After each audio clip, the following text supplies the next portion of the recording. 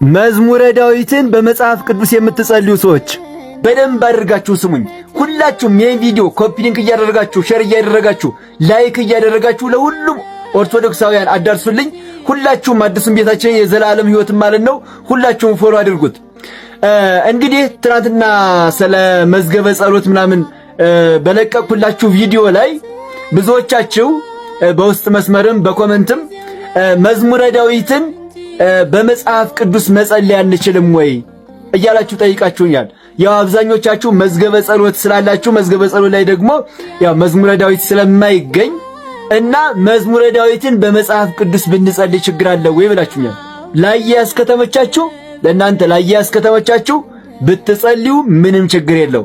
የመጽሐፍ ቅዱስ መዝሙረ ዳዊትም ለጸሎት የምንጠቀምበት መዝሙረ ዳዊትም ቃሉ አንድ ነው፣ ያው ነው። ለእናንተ ላያስ ከተመቻችሁ ብትጸልዩ ምንም አይነት ችግር የለው፣ መጸለይ ትችላላችሁ ማለት ነው። ለሁሉም ኦርቶዶክሳውያን አዳርሱልኝ። ሐሳብ አስተያየታችሁን፣ ጥያቄዎቻችሁን ኮሜንት ላይ አስቀምጡልኝ። ሁላችሁም ይሄን ቪዲዮ ፎሎ አድርጉት። እወዳችኋለሁ። ክብር በሉልኝ። I don't want to talk about politics, but guys, you just need to be human and stand back to these people, the Ethiopian people. Actually, nobody talk about them. So if you want to know what's going on right now with the Ethiopian Christian Orthodox, you just check on the search bar. Please, let's stand behind them. We are human. You don't need to be Christian and stand behind the Ethiopian Orthodox Christians. Please, you just need to be human. A question for the people of Ethiopia. Should this be my last video for the precious people of Ethiopia? Yes or no? God loves you so much, and He has a great plan for your life. Should this be the absolute last video for the people of Ethiopia? Let me know.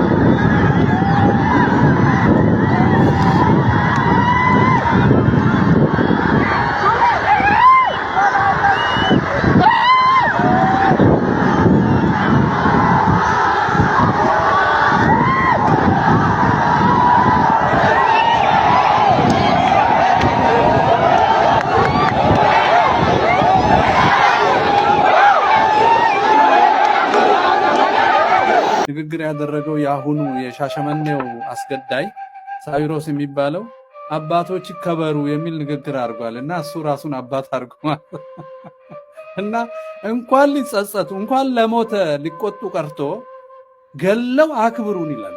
አስገድለው እሱ ነው 50 ሰው በአንድ ቀን ያሳረደው ወሊሶ የሐሰት ጳጳሳት ፈጥሮ በአብይ ትእዛዝ አንቀበልም ያሉትን ክርስቲያኖች አስገደላቸው። ከዛ በኋላ ብፁዕ ብለው ከራሳቸው ቀላቀሉ። እነዚህ ሰዎች እንዴት አድርገው ነው ፍትህ የሚናገሩት? የወንጀለኛ ስብስብ አረጉት። ሲኖዶሱ መቆጣት የነበረበት ሲኖዶሱ ነው። ሲኖዶሱ በደርግም ጊዜ አልተቆጣም፣ በወያኔም አልተቆጣም፣ በብልጽግናም አልተቆጣም። አሁን ደግሞ ጽንፈኛው እስላም ጋር ወጥቶ ላጥፋችሁ ሲልም አልተቆጣም። ምን እንደሚሰራ አይታወቅም። እንዳው የሚሰራው ሰዎች ነክተው ከአደጋ ለማምለጥ ራሳቸውን አደራጅተው የራሳቸውን መፍትሄ እንዳይፈልጉ ለማዘናጋት በዓል በማድነቅ አባት አክብሩ እያሉ በመለፍለፍ አክብሩኝ ተብሎ አይለፈለፍም።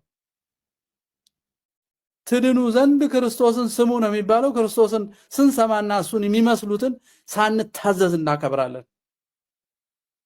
እሱ እግር እንዳጠበ፣ እሱ እንደ ባህታዊ በብቸኝነት እንደኖረ፣ እሱ ቅርስ እንዳልነበረው፣ እሱ ፎቅ እንዳልሰራ ከዚህ ውጪ ከሆኑ እሱን ስለሚመስሉ ይከበራሉ እንጂ ክብርን በአዋጅ ለመውሰድ መስራት የሚገርም ነው። አክብሩኝ አይባልም። ተከብሮ መገኘት ነው። ተከብሮ መገኘት ክርስቶስን መምሰል ነው። ሞታችንን ስደታችንን የሚደብቁ ሆነው ለአጥፊዎች አገልጋይ ሆነው ተገኝተዋል። አልተቆጡም። በዚህ መቆጣት ነበረባቸው፣ አልተቆጡም። አቅም አይኑረን። አንዱ ሲጮህ ግን እንዴት አንዱ አይጮህም? አብሮ አንዱ ሲጮህ ኦሮሚያ ውስጥ ያሉት ክርስቲያኖች መከራ ሲቀበሉ ሌላው ለምን ተኛ? ለምን አብሮ አልጮህም? ነግበኔ እንደሆነ አያውቅም እንዴ?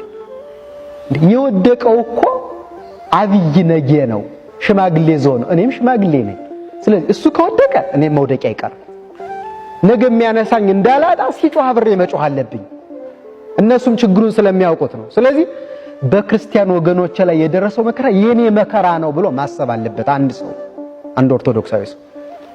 ጮሁ ዞር የነሱን ጮህት ሰምቶ ይላል፣ በጋራ የጮሁትን ጮህት ሰምቶ ውርዙ ነጌ መጣ። ርዕሳችን ይሄ አይደል?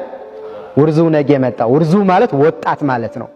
እሱ ስላላረጀ ጉልበቱ ይታጠፍለታል፣ ወርቹ አልጠነከረበትምና መጥቶ ከኩምቢው ገብቶ ዝቅ ብሎ ተንበርክኮ የወደቀውን አብይ ነጌ ሽማግሌ ዞን ከወደቀበት አነሳው። እንዲህ አርጎ በዚህ መንገድ እንዳዳነን ሊቃውንቱ አመስጥረው ተናግረዋል ማለት። አብይ ነጌ የተባለው አዳም ነው፣ አባታችን አዳም ነው። ያ ሽማግሌው ዝሆን ወርቹ ጠንክሮበታል፣ ጉልበቱ አይታጠፍለትም ማለት ወርች የተባለው ንጽህና ነው። ንጽህና አጥቶ ነበረ፣ በኃጢአት ምክንያት አርጅቶ ነበረ።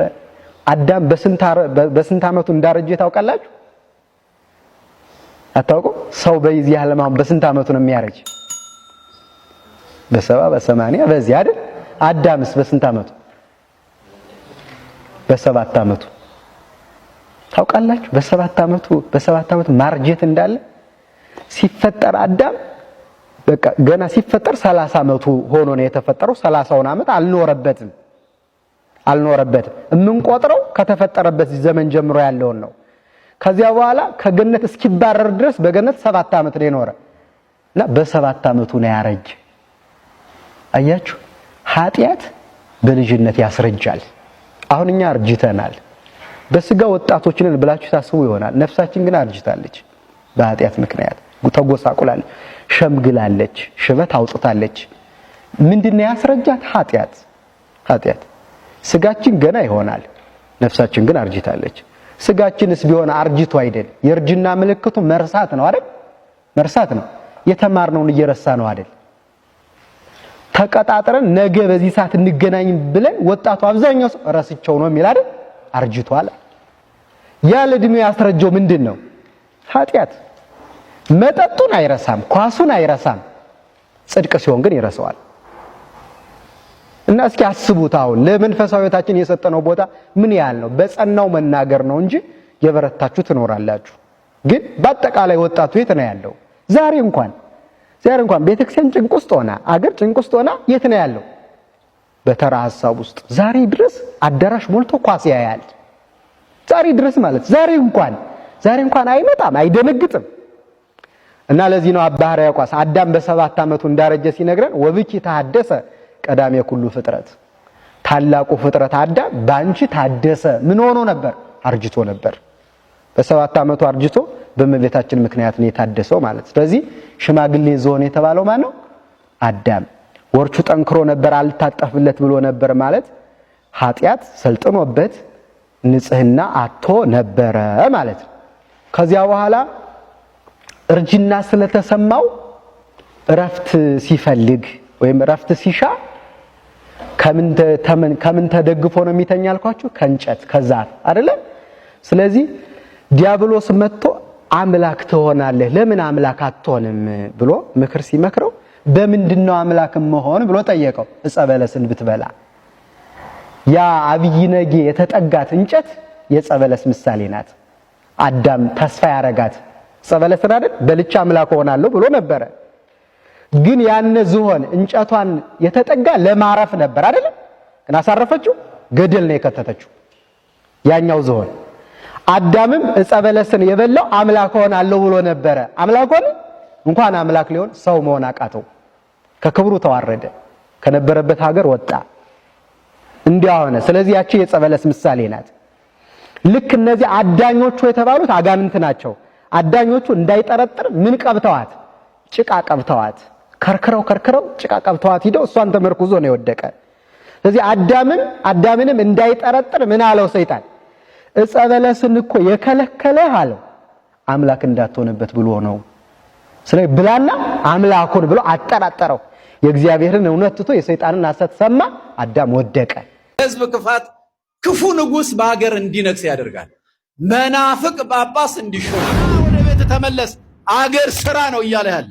አገር አታፍርስ፣ ወንድምህን አትግደል፣ አሳልፈህ አትስጥ ማለት ሌት ተቀን ለምዕመናን ማገልገል ብቻ አይደለም፣ ለምዕመናን ለመሞት የተዘጋጀ ነው። ካህን፣ ጳጳስ፣ ሊቀ ጳጳስ፣ ቄስ፣ መምህር፣ ይሄ ነው አገልግሎቱ። እና ተመለስ ወደዚህ።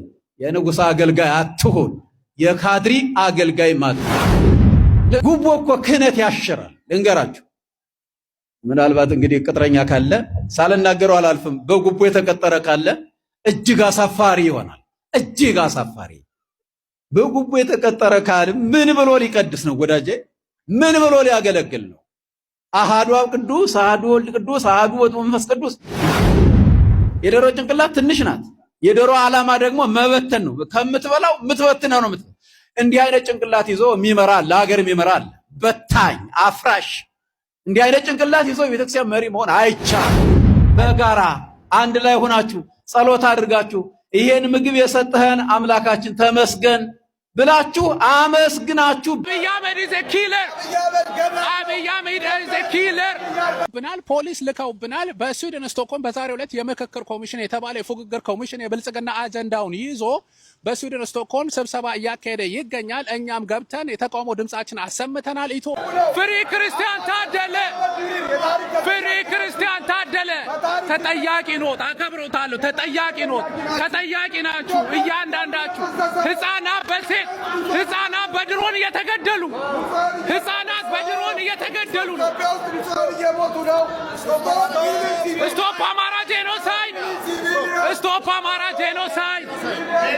ስቶፕ አማራ ጄኖሳይድ! ስቶፕ አማራ ጄኖሳይድ! ስቶፕ አማራ ጄኖሳይድ! ችግር የለውም ይዛል። ስቶፕ አማራ ጄኖሳይድ! Yes. Stop Amara genocide. Yeah, I have a right to speak. I have a right to speak.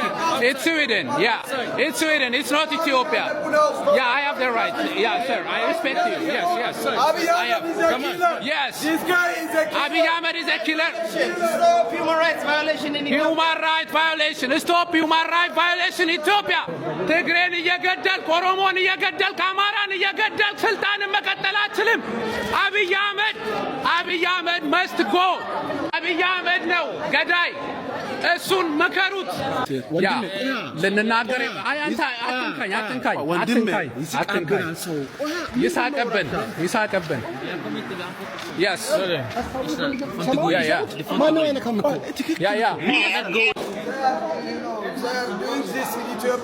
ያ እያፈኑ ሰው ሊናገር ሲል በሐሳብ መግለጽ አልተቻለም። yes ገዳይ ነው አብይ አህመድ። መንግስትን የሚንከባከብ ህዝብን የሚጨቁን ማለት እኮ ነው። ፖለቲካ እንዳትናገሩ ለሌላ ሰው። አፍሪካውያን ለወረቀትና ለህንጻ ጎበዞች ናቸው የሚባል ህግ ለመጻፍና ህንጻ ለመስራት ጎበዞች ናቸው፣ ግን በህንጻው የማይሰሩበት በህጉ የማይገዙበት ይላሉ። አውራ ትክክል እኮ ነው አይደል እንዴ?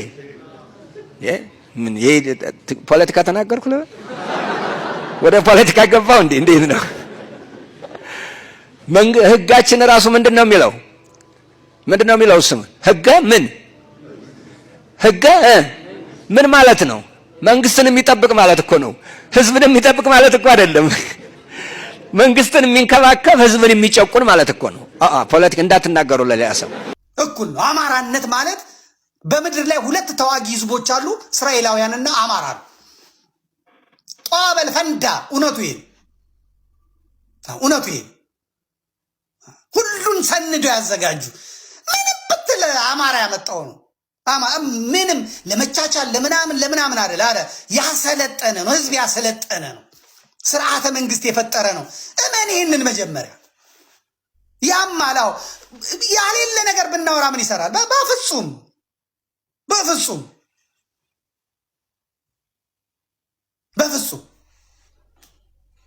እና ኦሮሞ ትግሬ ነበሩ፣ በሀገር ግንባታ ውስጥ ነበሩ። እንበል ግን ማንነትን በማቆየት ስብዕናው ይሄ እንትኑ ነው የምናየው። አትዋቸው እዚያው ውጭ ያሉት በአማራ ማህበር ስም የተደራጁ አሉ፣ ሌቦች፣ ገፋፊዎች አይደለም። አማራ ክልል የተወለዱ የአማራ ማንነት የሌላቸው አማርኛ ተናጋሪ ጆፌ አሞሮች ናቸው። አማራ ቀማኛ አይደለም። አማራ ሌባ አይደለም። አማራን አቆርቁዞ ኢትዮጵያን ክብሯን ያስጠበቀ ነው። ክብሯን ያስጠበቀ ነው። አማራ እንደ ትግሬ 27 ዓመት ትግሬዎቹ እንዳደረጉት ወገኔን የኔን ህዝብ የኔን ሰው ብሎ ቢያደርግ ኖሮ ዛሬ የለም ነበር።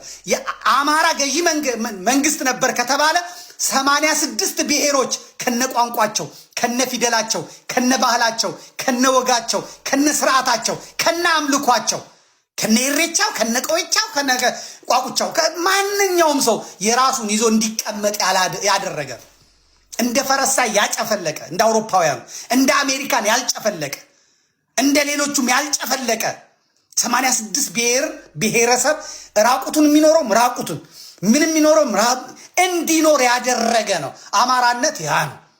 ዛሬ ኬንያዎች መጥተው ይህም ኬንያ ይህም ሜኔ ብለው እንደሚጠቀልሉት ቢጠቀልል ኖሮ እንዳጠፉት ቢያጠፋ ኖሮ እንደ ጀርመን እንደ ቢስማርክ በቃ አንድ ነው የሚያስፈልገው ብሎ ቢያደርግ ኖሮ ማን ይከለክለዋል? ማን እምቢ ይለዋል?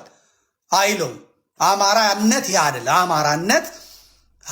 አማራነት ከፍ ያለ ስብዕና ያለው።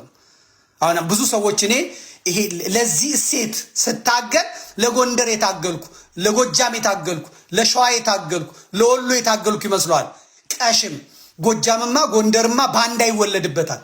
ወሎማ ሸዋማ ባንዳ ይወለድበታል። ህዝቡን የሚገፍ ህዝቡን የሚዘርፍ ህዝቡን የሚያግት ምሁራንን የሚገል አማራ ክልል ውስጥ ሆኖ አማራን የሚረሽን ይሄ አማራ ነው አይደለም። የአማራነት ስብዕና ነው አይደለም። አማራነት ማለት ጣሊያንን ማርኮ ሰውነቱን አጥቦ ልብሱን ቀይሮ ሂድ ወደ ሀገር መጣብኝ እንጂ አልመጣው። እንዲህ ለመሆን እንዲህ አይነት ተፈጥሮ ለማግኘት ስብዕና ያስፈልጋል። አሁን አማራ በአማራው ጦርነት ከመንግስት ጋር ባለው ውጊያ ሲማረኩ የመንግስት ወታደሮች በእንክብካቤ ተይዘውን አንድ ፋኖ ቆስሎ ሆስፒታል ሲተኛ እነዚህ ስርዓተ መንግስት የሌላቸው በህግ አራዊትነት የኖሩ ምናምን ስለሆነ የአጠቃላይ የጦር ህግ ስለማያውቁ አጠቃላይ የጦርነት ህግ ስለማያውቁ ቆስሎ የተኛን እስረኛ አውጥተው መንገድ ላይ አስተኝተው በመኪና ጎማ ጭንቅላቱ ላይ ይሄዱበታል። አውሬዎች ስለሆኑ ይሄ ከተፈጥሮ የሚመጣ ነው። ከስብዕና ጋር የሚያያዝ ነው። ከስልጣኔ ጋር የሚያያዝ ነው። ስልጣኔ ማለት ነጭ መልበስ፣ ስልጣኔ ማለት አጋጣሚ በሰጠ ዘመን ላይ ተጠቅመ በቴሌቪዥን መደስኮር፣ ከዛ በኋላ በቶፕ ቪው ድሮን ተቀርጸ፣ ከዛ በኋላ ሱፍ ለብሰ ፕሮቶኮል አሳምረ ተደርድረ ቢሮህን የስብሰባ ማዕከልህን አብለጭልጨ ከዛ ወጥተህ ማለት አይደለም። ሌላ ነው። ስብዕና ማለት ረቂቅ ነው። ረቂቅ ነው። ያን ደግሞ የምታገኘው አማራ ውስጥ ነው የምታገኘው። አማራ ውስጥ ነው የምታገኘው። እኔ ለዚህ ፍቅር ነው የወደኩት የተንበረከኩት ለዚህ ማንነት ነው። ለከበደ ላበብ አይደለም። ቅድም እንደነገርኳችሁ አያችሁ። አሁን እስረኞቹን ይዘዋል። ኦሮሞቹ የተባሉት ሂዳችሁ አጥፉ፣ ሂዳችሁ ምቱት፣ ሂዳችሁ ግደሉት፣ ሂዳችሁ ግረፉት፣ ሂዳችሁ እንደዚህ አድርጉት ተብለው ነው ተልከው የመጡት። ተልከው የመጡት ማለት አርገዋልም። አማራ ነው። አማራ እጅ ወደቁ። አማራ እጅ ወደቁ። እንስማቸውና እንምጣ። ስማው፣ ይሄን ልጅ የሚለውን ስሙት። እኛው ፋኖ አንድ ሁለት ጥይት ተኩሶ ነው የሚጠፋው ይሮጣል ብሎ ነበር ያስገቡን። ግን ውጊያቸው በጣም ከባድ ነው።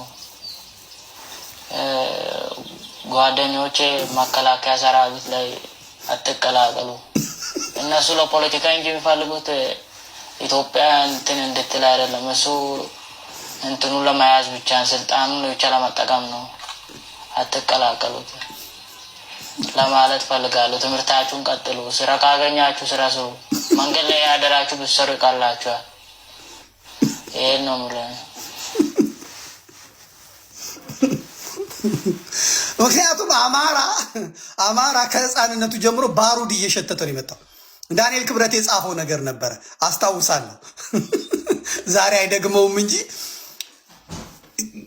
የፀጉር ዘለላ እላዩ ላይ የተቀመጠውን የሚመቱ ብዙ ሆኖ የሚሄዱትን ወፎች ያችኛዋን እመታለሁ ብሎ የሚመቱ በመስታወት እንዲያዩ በኋላ እንደዚህ አነጣጥረው በመስታወት አነጣጥረው የሚመቱ